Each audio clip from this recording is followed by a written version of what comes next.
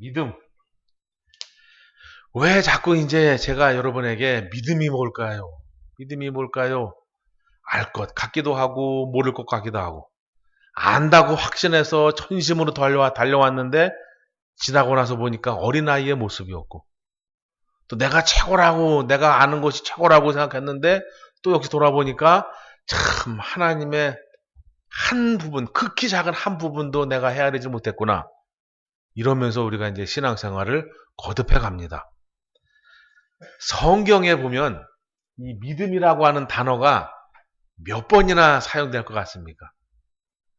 구약성경, 신약성경 통틀어서 이 믿음이라고 하는 단어가 과연 몇 회를 사용하실까요? 몇 회를 사용하느냐? 236회가 나온다. 믿음이라는 단어를 236회가 나옵니다. 근데 아주 희한한 것이 하나 있습니다. 구약에도 믿음이란 단어가 나오고 또 신약에도 믿음이란 단어가 나옵니다. 236회가 나오는데 구약에는 몇 회가 나올까요? 구약에는 믿음이란 단어가 단 한 번 나옵니다. 한 번. 나머지 235회가 신약에 나와요. 자, 구약에 한 번 나오는데 한번 찾아볼까요? 하박국서 2장 4절입니다. 비록 더딜지라도 기다리라. 지체되지 않고 정령 응하리라. 보라 그의 마음에 교만하며 그의 속에서 정직하지 못하리니 그러나 의인은 그 믿음으로 말미암아 살리라. 그럽니다. 그래서 구약 성경에는 또 이제 소선지서나 대선지서나 보면 마지막 때, 종말 때, 주님이 임하실 때 그때에 대한 예언서가 상당히 많은 부분을 차지합니다. 그 중에 이제 하박국서도 바로 이제 그런 겁니다. 그래서 어느 때가 되면 이러한 일들이 있다. 근데 그때는 믿음으로만 살 수 있다. 그럽니다. 그러면서 구약이 39권인데 이 믿음이라는 단어는 이때 한 번 사용됩니다. 그리고 나머지는 다 신약에서 사용돼요. 그러면 왜 구약에는 믿음이라는 단어를 사용하지 않으시는가? 왜 신약에만 도드라지게 사용되시는가? 그 특성은 구약이라고 하는 성격, 신약이라고 하는 성격을 이해하시면 된다. 구약은 율법입니다. 율법. 전체 성격이 율법이고 신약은 복음입니다. 복음. 또 이 율법의 성격과 복음의 성격은 뭐냐?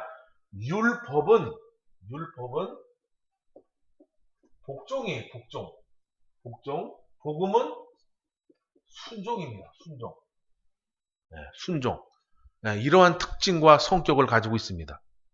그래서 이런 성격에 비롯해서 보면 그래서 믿음이라고 하는 단어를 적게 사용하시고 또 믿음이라는 단어를 많이 사용하시고 이런 특성을 이제 알 수 있습니다.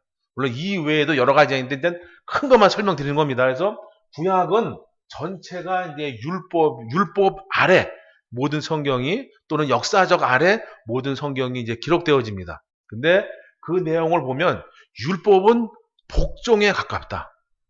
그래서 이 구약 시대는 하나님의 자녀라 그러지 않고 하나님의 백성이다 그러는 거예요. 그래서 백성은 법 아래 있을 때 보호를 받는 거예요. 그래서 구약은 율법 그리고 더 나아가서는 복종이다 이게 복종. 그래서 믿음이라고 하는 단어를 굳이 쓰실 이유가 없는 거예요.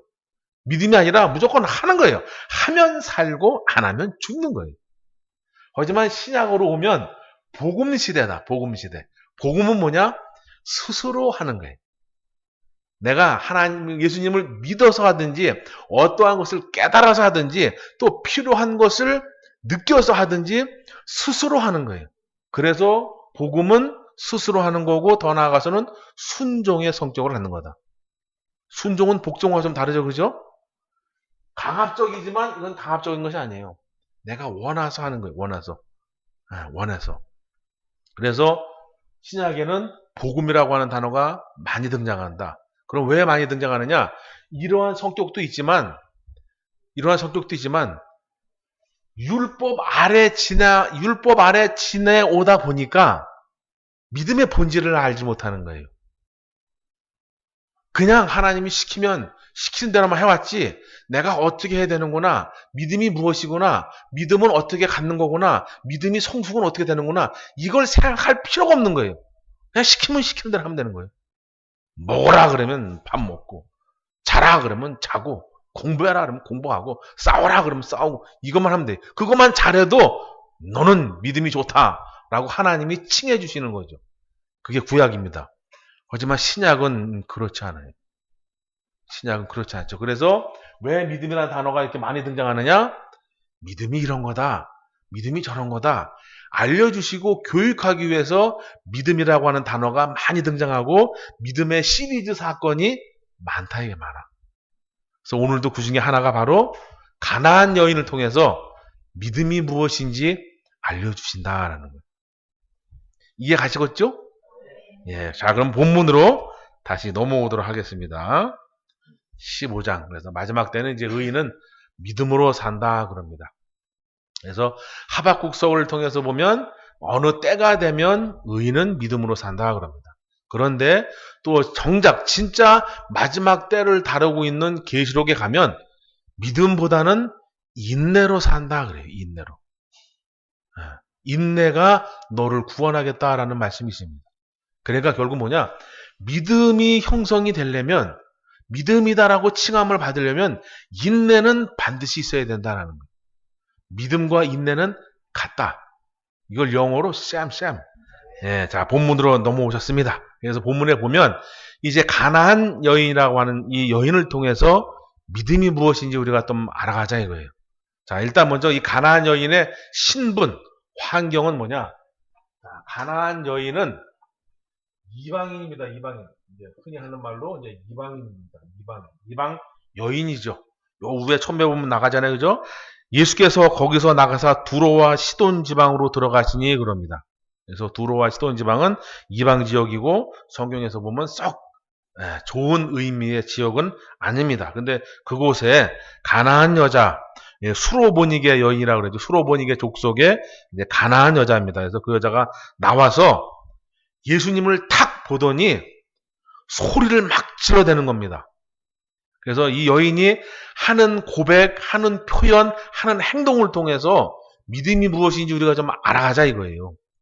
자, 첫 번째, 이 가나안 여인과 나는 동일한 환경이다 이거예요. 동일한 환경이에요. 이 가나안 여인은 수로보니게 족속의 가나안 여자, 두로와 시돈 사람이고 우리는 대한민국의 목전 사람이다 이거예요.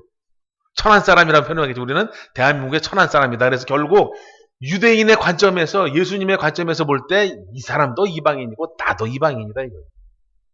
그래서 내가 믿음을 어떻게 갖느냐? 유대인처럼 믿음을 갖는 게 아니라 이 여인처럼 예수님 앞에 나아가고 이 여인처럼 신앙 고백을 하고 이 여인처럼 예수님 앞에 칭찬을 들어야 된다 이거예요. 이 이방 여인이 자기 딸이, 본문에 읽어보셨잖아요. 자기 딸이 아픕니다. 아파요. 지금으로만 하면 뭐 정신과 정신적 질환, 성경에서 보면 귀신이 들려서, 정신질환도 여러 가지겠죠. 귀신이 들어가서 정신병이 걸린 사람이 있고, 어디 신체적 이상이 있어서 정신질환이 걸린 사람이 있는 거예요. 네, 무조건 이 머리가 안 좋다 그래서 다 귀신 들어갔다, 이렇게 하시면 안 된다 이거예요. 예전에 이제 과학의 발달, 의학의 발달하기 전에는 예를 들면 두통만 있어도 너 귀신 들어갔어. 그랬던 시대가 있었습니다. 하지만 그렇지 않다. 두통은 스트레스 받아도 두통이 생긴다. 그래서 귀신이 들어가서 정신적 질환이 있는 사람이 있고 어떠한 신체적 약점 때문에 정신적 질환이 있는 사람이 있다. 근데 여기서는 귀신이 들어가서 이 사람이 지금 이 여인의 딸이 아픈 거예요. 딸이 아파. 네. 부모된 심정이 그렇다 그러잖아요. 차라리 내가 아플 걸, 내 자식 아픈 건 못 보겠다 그러잖아요. 그 심정이 이 여인에게 있다. 그래서 이 여인이 자기 딸을 고치려고 노력을 했을까요? 안 했을까요? 해도 보통 했겠냐 이거예요. 집안에 한 사람이 아프면 한 사람 때문에 여러 사람이 힘들잖아요. 근데 이 여인은 자기 딸이 하루 이틀 이런 병에 걸렸겠냐 이거예요. 그러니 모든 치료를 다 해봤는데도 안 됐던 거죠. 그런데 가만히 이렇게 듣다 보니까 어디서 누가 뭘 고친다 그러더라. 어느 지역에 누가 왔다 그러더라. 그 사람은 신비한 능력, 신기한 능력, 치료의 능력이 있다 그러더라. 이 소식을 들었겠습니까? 안 들었겠습니까? 내 딸이 아프다 보니까 모든 소식통, 정보통을 그쪽으로 열어놨다. 그런데 어디서 어느 지역에서 어떤 분이 무슨 병을 고치더라. 심지어는 귀신을 내어 쫓았는데 이 귀신이 나가면서 2,000마리가 되는 이 군대 귀신이었었고 돼지가 물에 들어갔고 또 막 안진뱅이가 일어났고 이런 얘기를 들었단 말이에요. 그런데 그분을 만나기만을 학수고대하고 있는데 그분이 얼마나 감사한지 이 여인이 사는 동네 앞으로 지나가신다 이거예요. 그런데 중요한 건 뭐냐? 이 여인이 유대인이었다면 가가지고 내 딸 좀 고쳐주세요 라고 얘기하면 됩니다. 그럼 누가 제지하지 않아요. 또 정식으로 가서 요청할 수 있고 말할 수 있어요. 근데 이 여인은 이방 여인이에요. 당신의 이방 여인과 귀신 들리지 않은 상정하지 않는 풍습이 유대인에게 있는 거예요. 그래서 소리 지르게 되는 겁니다. 내 딸을 사랑하고 나를 만날 수 없는 그런 환경에 있는 분이에요. 그러니 내가 소리 지르지 않고는 예수님을 만날 수가 없다. 이것을 나에게 적용하면 여러분이 어떠한 문제가 있을 때 여러분이 주님과의 소통을 원할 때 간절한 마음으로 소리 질러서 주님 앞에 무언가를 요청해야 된다. 이거 요청해. 즉 절박함과 간절함이 있어야 된다. 그래야 딸을 고칠 수 있는 거예요. 그런데 여러분 잘 보시기 바랍니다. 그냥 절박하고 그냥 간절해서 소리 지르는 게 아니에요. 이 여인은 그거 외에도 예수님에 대해서 많이 공부했다. 많이 공부했어. 자, 뭐라 그럽니까? 22절에 자, 읽어주시기 바랍니다. 시작. 자, 이 표현에서, 이 문장에서 여러분이 이 여인이 얼마나 절박했으며 얼마나 많은 예수님에 대해서 공부를 했는지 알 수 있다 이거예요. 그리고 이미 공부하는 와중에 이 여인은 그 예수님을 영접했다 이거예요. 영접해. 어디 나와 있느냐? 주 다윗의 자손이요 그러는 거예요. 유대인들은 태어날 때부터 모세오경을 달달달달 외우는 그런 교육을 받고 살아갑니다. 여기서 유대인들은 그렇게 태어날 때부터 그 환경이 그 교육이 모든 것이 여호와 하나님 앞에 맞춰져 있지만 이 이방인은 그렇지 않다 이거예요. 그냥 하루하루 먹고 살기 바빠요. 그런데 이 여인이 뭐라고 고백해요? 다윗의 자손이라 그래요.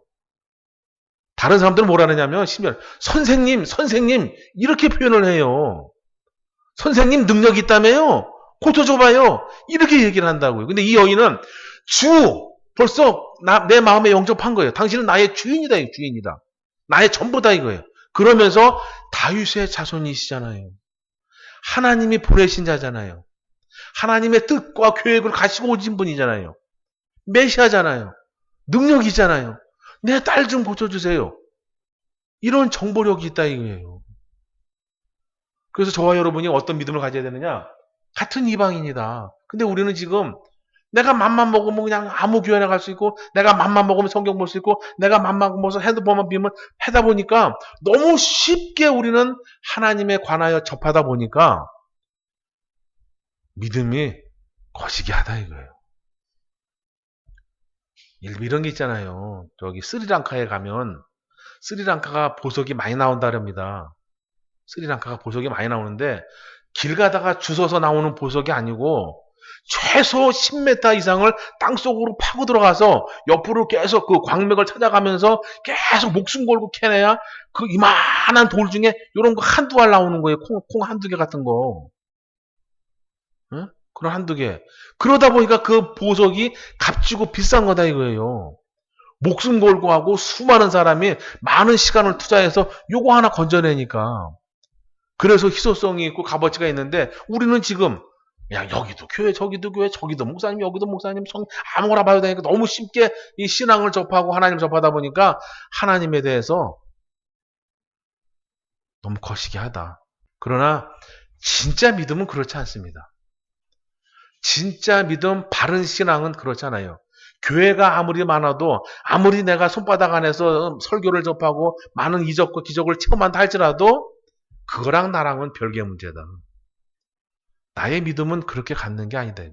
이 여인과 같은 절박한 간절함, 정보력, 시인과 고백 이런 것이 있어야 내 믿음이 이 딸의 여인이 자 어디 한번 읽어보시냐면 자 28절 한번 읽어보시기 바랍니다. 28절 이 여인의 믿음을 딱 체크하자마자 이 여인이 고백하자마자 딱 끝난 거예요. 그 시로 그냥 놔버린 거예요.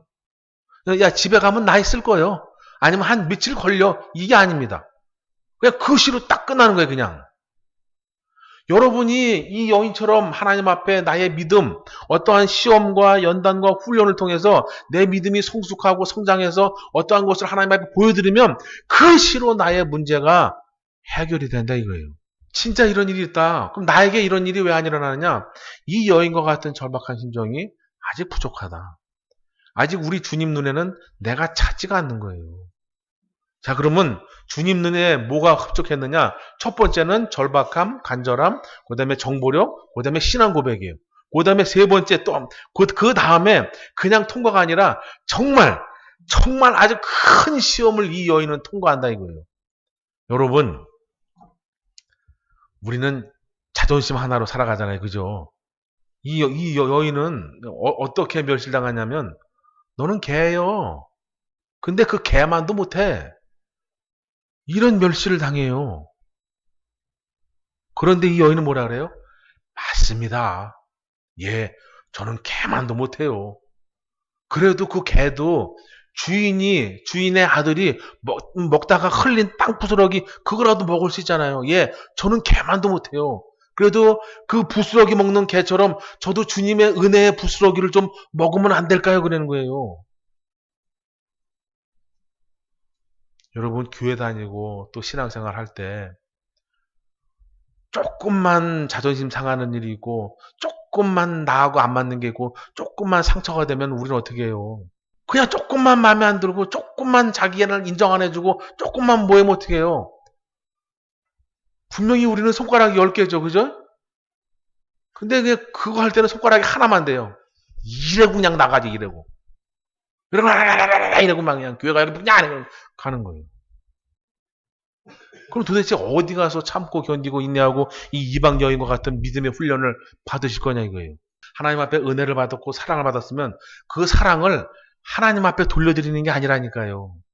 지난 시간에 여러분에게 말씀드린 게 뭐냐?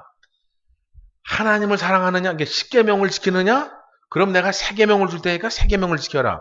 이 3계명도 힘드냐? 그러면 이 3계명을 하나의 사랑으로 말려줄게. 형제 사랑이다. 그래서 하나님을 사랑한다 그러면 형제를 사랑하고 형제를 사랑하는 거면 하나님을 사랑하는 거다 이거예요.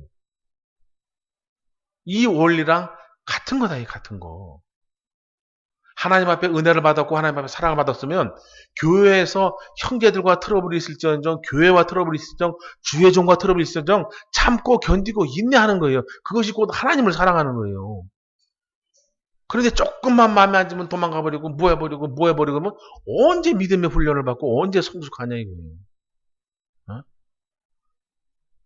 그래서 우리는 이 가나안 여자를 통해서 믿음이라고 하는 것은 여러 가지 요소가 있겠지만 그 중에 가장 큰 거는 뭐냐? 자존심을 버리는 거다. 자존심.